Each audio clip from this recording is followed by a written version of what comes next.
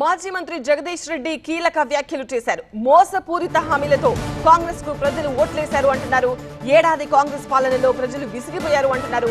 కాంగ్రెస్ కు ఓటేసి పొరపాటు చేశామని ప్రజలు బాధపడుతున్నారంటున్నారు. ఆయన ప్రజలంతా కేసీఆర్ వైపు చూస్తున్నారు అని జగదీష్ రెడ్డి వ్యాఖ్యానించారు.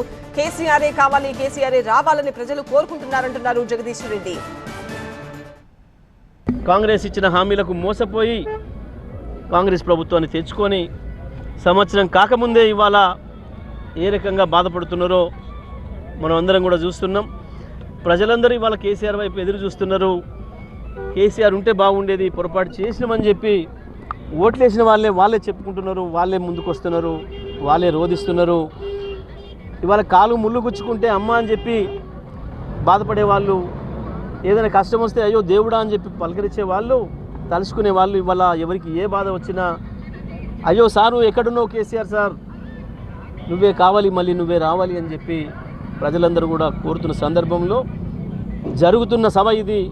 బీఆర్ఎస్ పార్టీ రజతోత్సవ సభ 25 వసంతాలు పూర్తి చేసుకున్న సందర్భంగా జరుగుతున్న సభ కాబట్టి